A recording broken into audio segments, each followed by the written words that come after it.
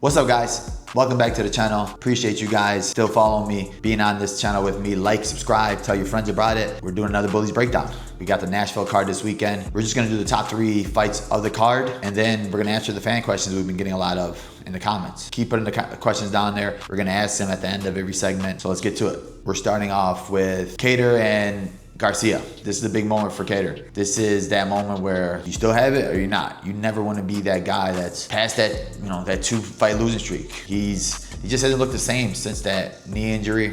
Coming back from the injury, sometimes you come back a little bit too fast. You don't get the confidence you used to have. The last fight, he was starting to pick it up.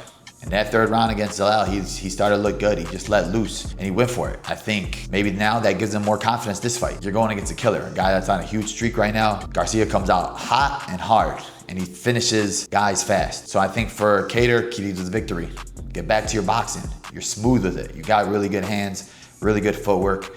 You got to weather the early storm.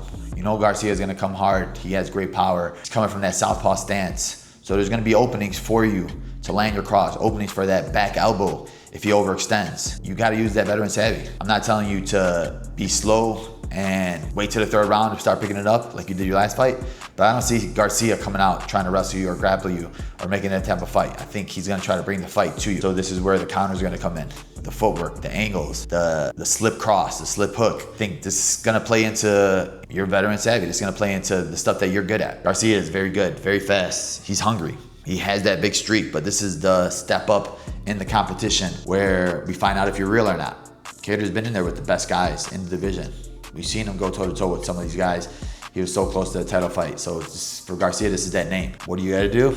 Come out hard, come out fast. Kattar, his confidence is not up there. Nobody's confidence is gonna be high coming off of multiple losses in a row. So if I'm Garcia, I'm coming out like you always do. Bring that storm, bring that fire. Try to catch him. Try to make him uncomfortable going backwards. Attack, attack, attack. Don't wear yourself out. Don't get caught with any counters. Don't leave any openings for Kattar. Just remember, he is a veteran. He's been in there with these guys. He's a hard guy to finish.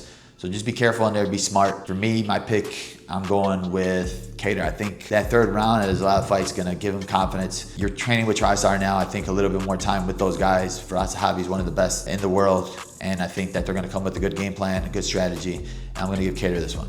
Next one, we got Wonderboy and Bonf. This is another one of the moments, right? Wonderboy coming off of a huge knockout loss to Buckley. In a fight he was winning, he was looking good. He was smooth with it. He's a hard guy to fight in a big cage. He's a hard guy to catch, to figure out. He has very good footwork, very good angles. I think the bigger cage can be work in his favor in this fight. Bonf comes out very fast, very hard. He comes out kind of like Garcia. He wants to finish the fight early. He has really good jiu-jitsu, really good top game. And his hands aren't bad, his striking isn't bad. Biggest thing for him, we've seen it, he's gassed out. Dalby's a beast, Dalby's a hard guy to finish. So I think for Wonderboy, you gotta use that footwork. You can't be in the fire with him. You can't have him push you on the cage. Footwork, footwork, footwork. It's a bigger cage. Use it. Use those push kicks, those teep kicks, those side kicks. Bring him into the third round. It's gonna be an early storm, but we gotta keep moving, moving, moving on your bike. I'm not worried so much about the knockout if you're gonna be hesitant or anything like that. I think we've seen him come back from knockout losses before. We've seen him come back from wars before. He loves the striking game. It's gonna be hard, I think, for Bonf to catch hold of him. Bonf is very strong. When he gets you down, very strong on top, and he charges just forward at you. It's kind of like when Wonderboy fought a guy like Luque or even like a Jeff Neal. I could see him picking him apart from the outside, using those angles. And then Bonf, who only has one loss, getting frustrated, just snowball effect. Wonderboy starting to pick it up more, pick it up more, pick it up more. Bonf, you gotta get him down. You don't wanna play the striking game with him. You don't wanna have those moments of regret. Get in there, go for the takedown, get on top, hold that position, look for the sub. There's really nothing else. We saw in the Buckley fight where he was slow, slow, slow. Then when he changed the rhythm, exploded with that big hook, that's what caught him. Same way with you. When you get him closer to that back of the cage, you gotta come with a big hook, then you shoot. You gotta come with a big overhand, then you shoot. Grab a hold of his legs, put him down, keep him down, look for the sub.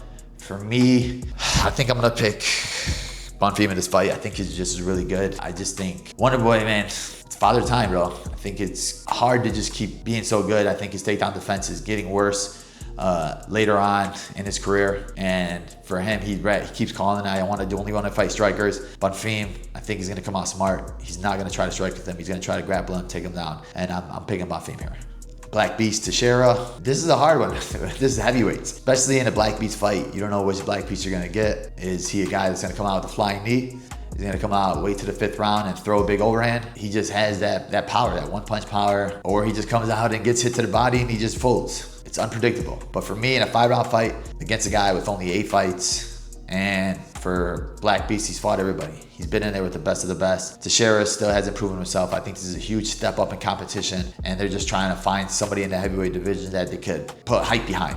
He's undefeated, he's big, he's huge, but I think I'm gonna pick Black Beast there. Keys to victory. Black Beast is not gonna listen. Obviously for him, it's let's try to land that one punch. Let's put him to sleep. There's nothing else really Black Beast can do. And get him to the later rounds. Try to see how he is in the 2nd and 3rd rounds. Teixeira's never been out of the 1st round, but he's never also fought anybody like the Black Beast. So Black Beast, keys to victory, land that one shot. Teixeira, you're long. We've seen guys break down the body of Black Beast, use those kicks, use that reach, get him going backwards, get him uncomfortable. Don't fall into that little daze of Black Beast looking like he's out of it, then he explodes and catches you with something. That's my keys to victory for Teixeira. For me, I'm still picking the Black Beast in this one. I just think that he's always gonna land that one shot. Unless you're somebody with crazy power and been in there with the best, I just don't think Teixeira's there yet, but maybe soon. All right, guys, now we're gonna go to the questions you guys have been asking. Appreciate you guys, keep them coming. First question, how many fights do you feel like you have left in you? For me, it's about listening to the body. I still feel great. I still love the sport. I still love training. Just came from training right now. Until I fall out of love with it, until I hate it, until my body's telling me stop it, that's when I start thinking about it. But right now, I still think I'm the best in the world.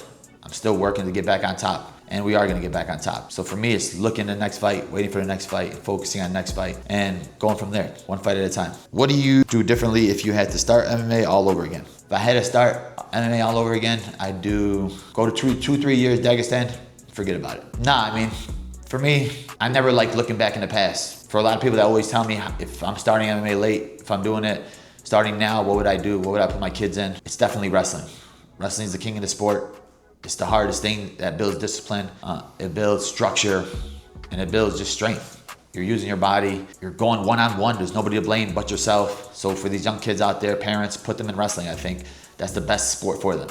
I did 2 years of high school wrestling, and it's helped me come this far. So if you're starting your kids early, put them in wrestling, put them in grappling, jiu-jitsu. You don't need to put them in crazy striking where they're gonna be sparring early or hurting themselves early or hurting their brains early. How many hours do you train every week? Weekly, I mean, I train every day. Outside of camp, I'm training every day. Inside of camp, I'm training every day, just with more pressure at it, right? We're going at a harder pace. So right now, weekly, I'm going probably 4 hours a day, 28 hours a week. But you could also get training from anything, right? Recovery is considered training. Watching tape is considered training. Little things like that I think a lot of fighters don't really do. Everything could be a part of the martial arts. Everything could be part of this. The sport is still so young. You could learn from just watching the body movements, watching random things, watching a karate movie, and just trying to put it into effect when you're at the next practice session. So all these things play a role into the art. What are you planning to do after your MMA career is over? We're building an empire. You see behind us, we got War Room. We're building a workout program. We're building War Room meals. I think this thing is gonna be huge. 5 years time, everybody's gonna be talking about it. The world's gonna be talking about it, and it's gonna be taken over. Do you think the UFC needs more weight classes? Do I think the UFC needs more weight classes? I do. I think that there's a lot of guys that are just stuck in that middle zone. From 155 to 170, 170 to 185. There's a lot of in-betweeners. I think it'll give more guys more opportunities to fight longer, to fight multiple times a year. The weight cut killed a lot of people. I know a lot of guys that kill themselves.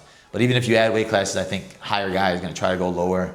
It's still gonna be a bunch of mess, but you're gonna get a lot more title fights. So why not add more weight classes? Which fight made financial difference for you? Obviously my debut, I got a $50,000 bonus.